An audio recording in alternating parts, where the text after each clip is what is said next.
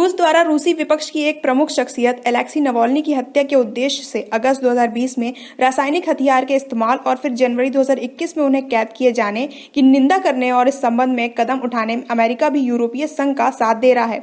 रूस के गहराते अधिनायकवाद के बारे में यूरोपीय संघ की चिंताओं से सहमत हैं और अपने नए वैश्विक मानवाधिकार प्राधिकारों के तहत रूस पर प्रतिबंध लगाने के यूरोपीय संघ के दृढ़ संकल्प का स्वागत करते हैं। अमेरिका सरकार ने अपने प्राधिकारों का उपयोग करते हुए एक स्पष्ट संकेत भेजा है कि रूस द्वारा रासायनिक हथियारों के इस्तेमाल और मानवाधिकारों के दुरुपयोग के गंभीर परिणाम होंगे।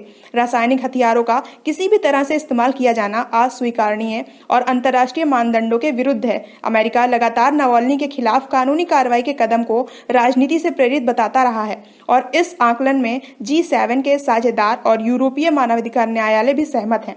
एक बार फिर रूसी सरकार को नवाल्नी की तुरंत और बिना शर्त रिहा करने की मांग की है। उठाए गए कदमों के तहत विदेशी विभाग US chemical and biological weapons control and warfare elimination act 1991 के अनुरूप 3 साल पहले इसी सप्ताह ब्रिटेन में सर्गेई स्क्रिपल के खिलाफ 2018 के रासायनिक हथियार हमले के बाद रूस पर लगाए गए मौजूदा प्रतिबंधों का विस्तार करेगा।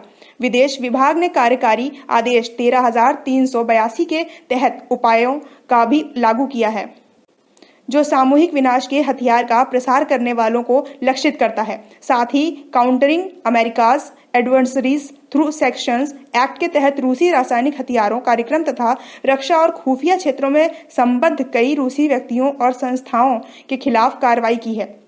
इसके अलावा विदेश विभाग international traffic in arms regulation की धारा 126.1 में संशोधन करके रक्षा सामग्रियों और सेवाओं के निर्यात के लिए प्रतिबंधित देशों की सूची में रूस को शामिल करेगा। इसमें अंतरिक्ष के क्षेत्र में सरकार के स्तर पर सहयोग संबंधी कुछ अपवाद शामिल रहेंगे। हालांकि 6 महीने की संक्रमण अवधि के बाद कर्मशील क्षेत्र में अंतरिक्ष सहयोग से जुड़े निर्यात की प्रतिबंधित किया जाएगा। वित्त विभाग 7 रूसी सरकारी अधिकारियों पर प्रतिबंध लगा रहा है, जिनमें से 5 नवाल्नी की जहर दिए जाने में भूमिका के लिए पूर्व से यूरोपीय संघ और ब्रिटेन द्वारा प्रतिबंधित किए गए थे और 2 को यूरोपीय संघ ने नवाल्नी की गिरफ्तारी और उन्हें कैद किए जाने की प्रतिक्रिया में प्रतिबंधित किया था।